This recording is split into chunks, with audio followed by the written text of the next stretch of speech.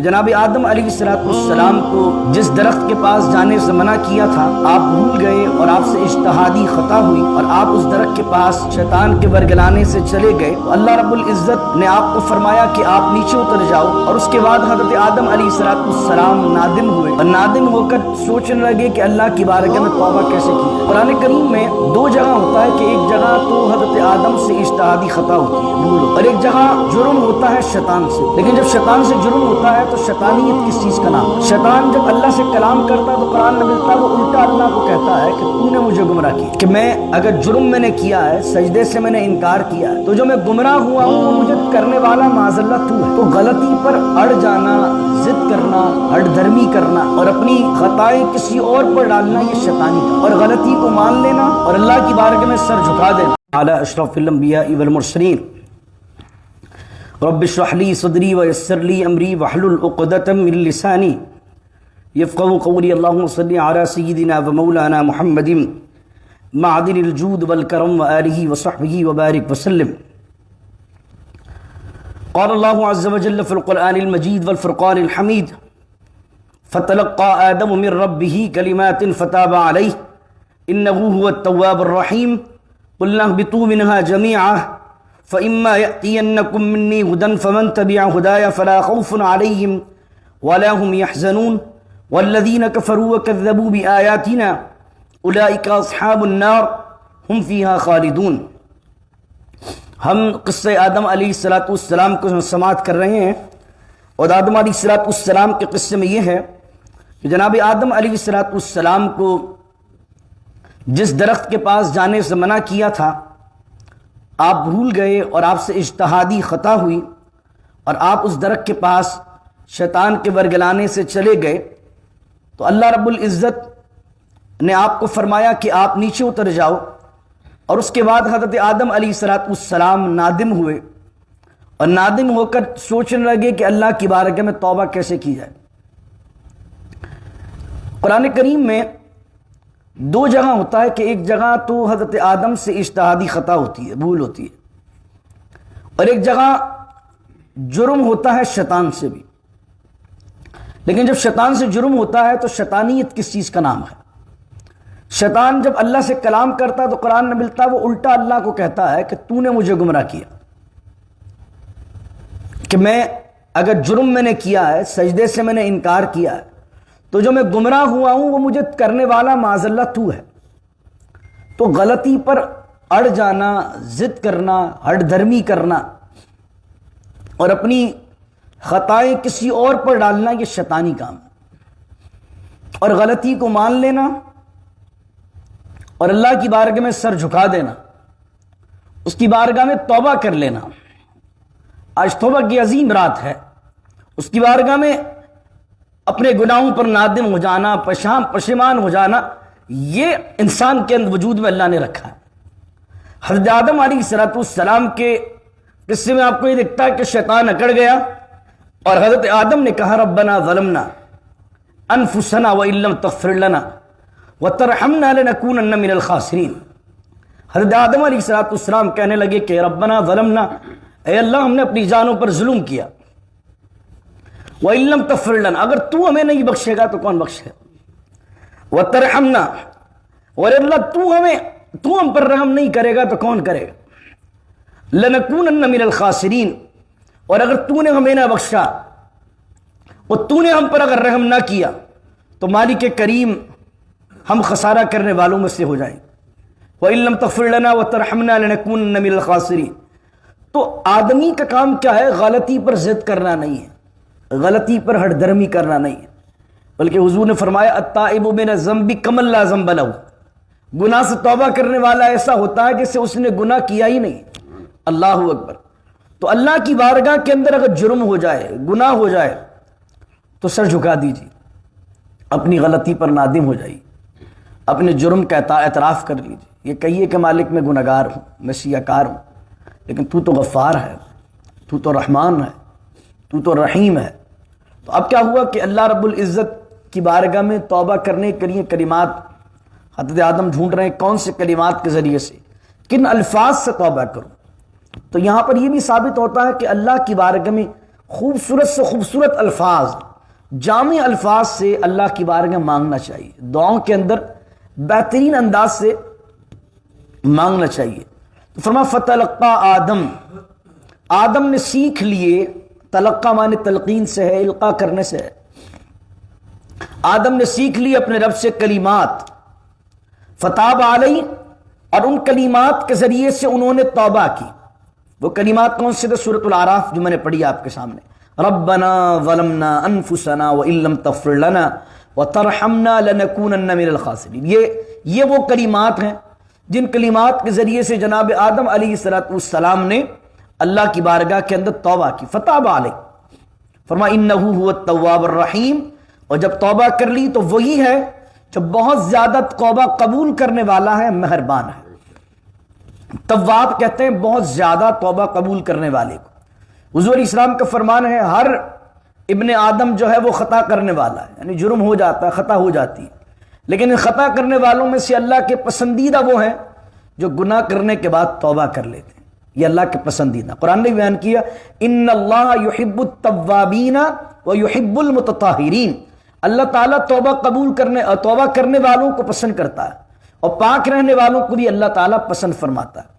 تو تواب بعض اوقات استعمال ہوتا ہے بندے کے لیے بھی، اور تواب بعض اوقات استعمال ہوتا ہے خدا کے لیے بھی۔ یہاں پر تواب جو ہے اللہ کا صفاتی نام ہے، تو اس سے مراد کیا ہوگی؟ توبہ کا معنی ہے پلٹنا، رجوع کرنا۔ تو جب تواب بندے کو کہیں گے تو اس سے مراد یہ ہوگی کہ بندہ اللہ کی رحمت سے دور ہو گیا تھا، اور خدا کی رحمت سے دور ہونے کی وجہ سے وہ گناہوں کے دلدل میں پھنس گیا تھا۔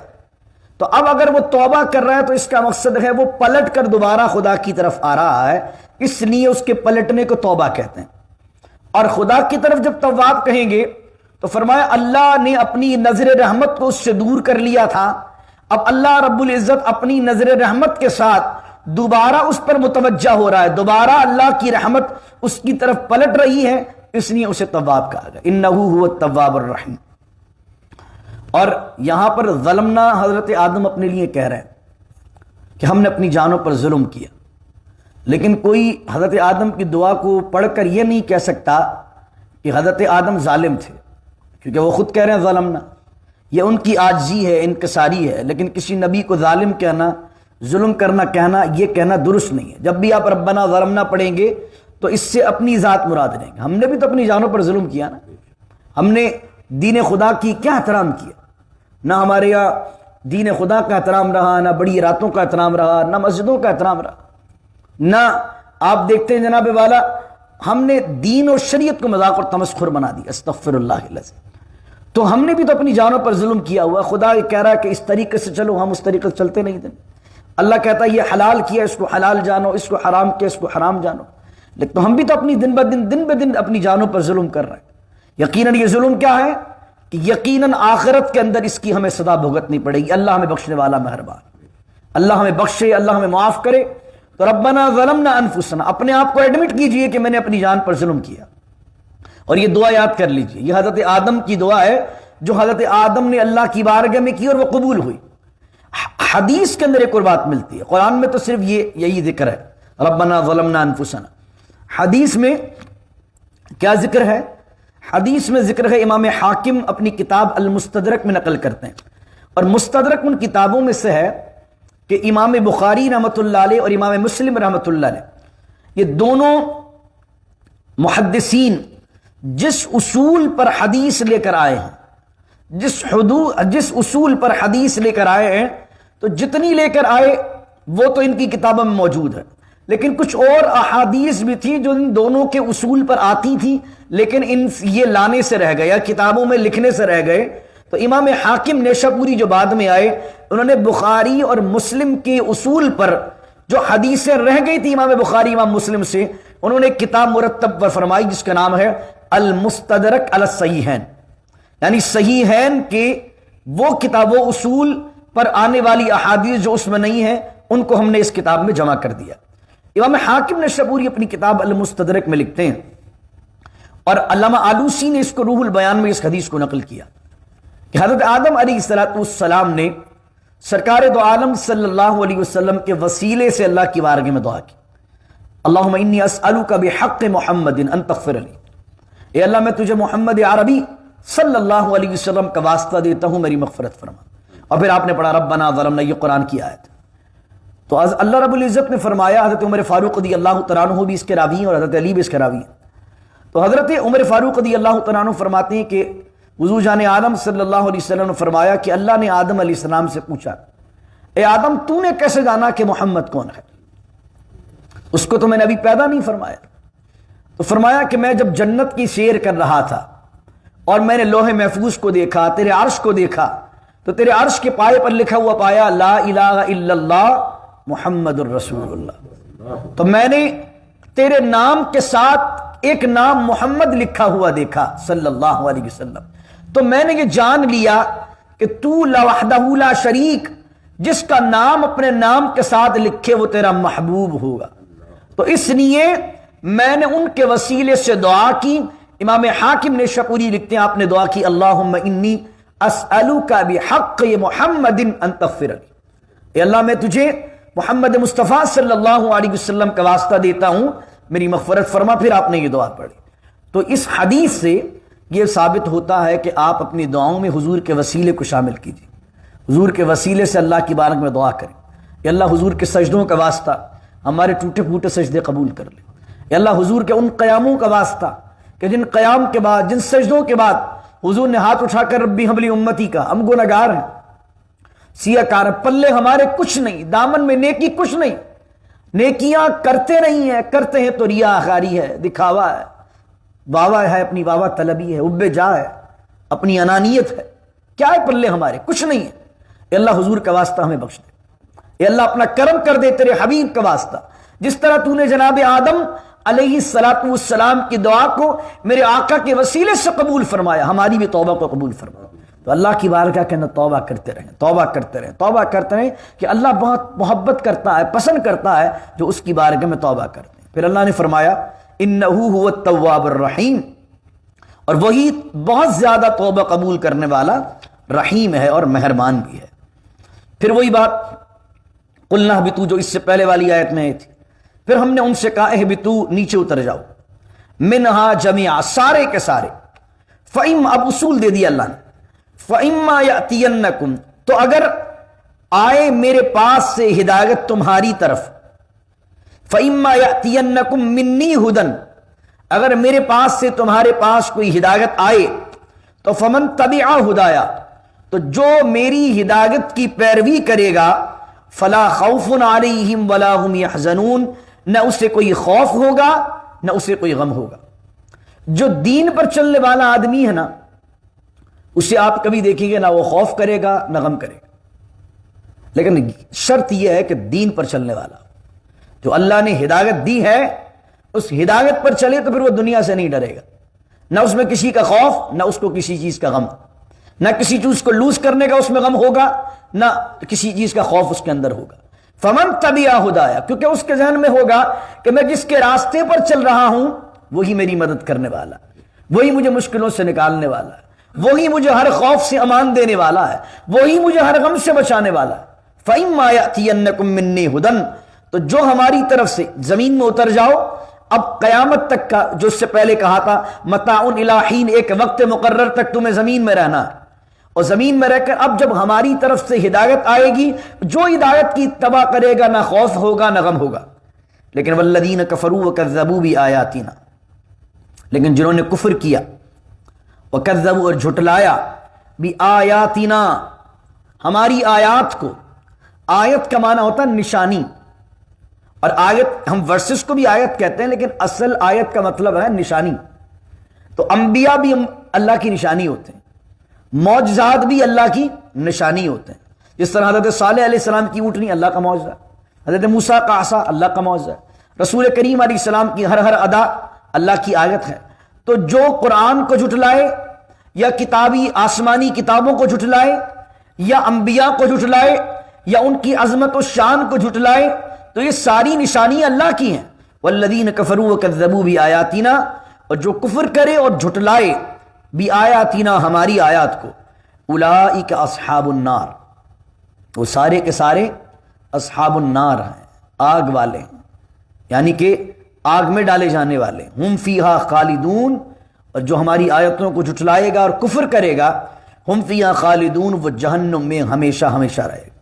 یہاں پر یہ رکوع چوتھا مکمل ہو جاتا ہے اور حضرت آدم علیہ السلام کا قصہ بھی یہاں پر ختم ہو جاتا ہے. کل سے جو ہوگا وہ بنی اسرائیل کے معاملات، یا بنی اسرائیل اذکروا سے پھر آگے شروع ہو رہا ہے 5واں رکوع، اور پھر اس کے بعد مسلسل آپ دیکھیں گے یہودیوں کی باتیں ہوں گی. حضرت آدم علیہ السلام کے قصے میں 2 باتیں یاد رکھیں. میں نے جس طرح پہلے عرض کیا تھا کہ یہ ٹریننگ سیشن تھا جو اللہ نے کروایا، اس کے بعد زمین پر بھجوا کر توبہ بھی کروائی. اس میں کیا پہلو ہے؟ اس میں یہ پہلو ہے کہ حضرت آدم علیہ السلام کی اولاد کو یہ سکھانا ہے کہ جرم ہو جائے تو ہٹ دھرمی نہ کرنا، جرم ہو جائے تو ہماری رحمت بڑی وسیع ہے، جرم ہو جائے تو توبہ کر لینا، جیسے تمہارے بابا نے کی. حضرت آدم کے ساتھ یہ سارے معاملات کیوں ہو رہے ہیں؟ اللہ ڈائریکٹ ہی بھیج دیتا. یہ سکھایا جا رہا ہے حضرت آدم کی اولاد کو، اور اس کا رول ماڈل بنایا جا رہا ہے حضرت آدم کو، کہ پہلے انسان وہی ہے. تو اس لیے ان کے ساتھ شیطان ان کو ورگلا رہا ہے تاکہ اولاد آدم کو پتا چلے کہ کیسے ورگلاتا ہے، اور پھر ان سے توبہ بھی کروائی جا رہی ہے، ان کو توبہ کے کلمات بھی سکھائے جا رہے ہیں تاکہ اولاد آدم کو پتا ہو کہ گناہ کرنا ہے، آنا اسی چوکھٹ پہ. امام غزالی نے ایک واقعہ لکھا، فرمایا ایک شخص تھا، وہ حج کرنے جاتا تھا، 17واں سال تھا حج کرنے کا.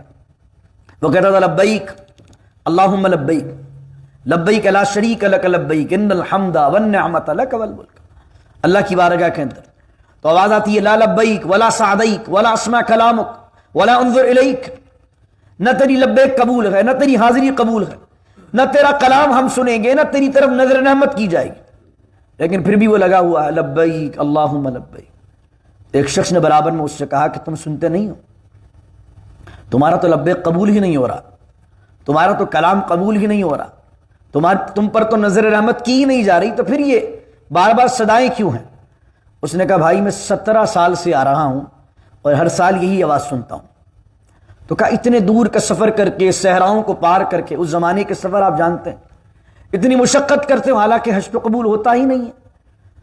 تو اس نے کہا کہ مالک ایک ہے، اللہ ایک ہے، بادشاہ ایک ہے. اب وہ قبول کر دے یا رد کر دے، آئیں گے تو اسی کی بارگاہ، پکارے تو اسی کو جائیں گے. ہو سکتا ہے کسی دن کرم ہو جائے، کسی دن بگڑی بن جائے، کسی دن اس کا دریا رحمت جوش میں آئے تو مجھ گناہگار کی بخشش ہو جائے. اللہ اکبر. امام غزالی نے واقعہ لکھا، فرمایا ہاتف غیبی سے آواز آئی کہ ہمارے بندے کو ہماری رحمت پر اتنا یقین ہے تو سنو، اس سال ہم نے اس یقین کے توسل سے سب کے حج بھی قبول کیے ہیں اور اس کے 17 سال کے حج بھی قبول کر لیے. تو اللہ کی رحمت سے کبھی بھی نا امید نہ ہو. ولا تیأسوا من روح اللہ، اللہ کی رحمت سے کبھی بھی نا امید نہیں ہونا چاہیے. تو اولاد آدم کو سکھایا گیا کہ اگر گناہ ہو جائے تو اچھے کلمات کے ساتھ توبہ کرو. پھر کل ایک بات میرے ذہن میں تھی، وہ میں بعد میں مجھے یاد آئی. وہ بات یہ تھی فَإِذَا سَوَّيْتُهُ وَنَفَخْتُ فِيهِ مِن رُوحِي فَقَعُوا لَهُ سَاجِدِينَ. وہ بات یہ تھی کہ ہم نے اس کو برابر کر دیا. وَنَفَخْتُ فِيهِ مِن رُوحِي، جو سجدہ ہوا ہے وہ سجدہ جناب آدم علیہ السلام کے پتلے کو نہیں ہوا، بلکہ قرآن نے یہ بیان کیا کہ پتلے کو سجدہ نہیں تھا، بلکہ آدم علیہ السلام میں اللہ نے روح پھونکی. تو روح پھونکنے کے بعد جب اللہ رب العزت نے اس میں اپنی روح پھونکی تو وہ سجدہ اصل میں اس روح کی نورانیت کو تھا، مٹی کو سجدہ نہیں تھا. کیونکہ فرمایا فَإِذَا سَوَّيْتُهُ وَنَفَخْتُ فِيهِ مِن رُوحِي، ہم نے پہلے برابر بنایا، پھر اس میں اپنی روح پھونکی، پھر کہا فَقَعُوا لَهُ سَاجِدِينَ. تو اگر کوئی ہندو یہ اعتراض کرے کہ حضرت آدم علیہ السلام کے بھی پتلے کو سجدہ کروایا گیا، تو ہم کہیں گے پتلے کو سجدہ نہیں تھا، بلکہ اس پتلے میں جو موجود روح آ چکی تھی اور وہ روح امر ربی تھا، اس کو سجدہ تھا. وآخر دعوانا ان الحمد للہ رب العالمین. بسم اللہ الرحمن الرحیم. الحمد للہ رب العالمین والصلاة والسلام علی اشرف الانبیاء والمرسلین. ربنا ظلمنا انفسنا وان لم تغفر لنا وترحمنا لنكونن من الخاسرین. اللهم انك عفو كريم تحب العفو فاعف عنا يا غفور يا غفور يا غفور. ان الله وملائكته يصلون على النبي يا ايها الذين امنوا صلوا عليه وسلموا تسليما. اللهم صل على سيدنا ومولانا محمد معدن الجود والكرم واله وصحبه وبارك وسلم. سبحان ربك رب العزة عما يصفون وسلام على المرسلين والحمد للہ رب العالمین، لا الہ الا اللہ محمد الرسول اللہ۔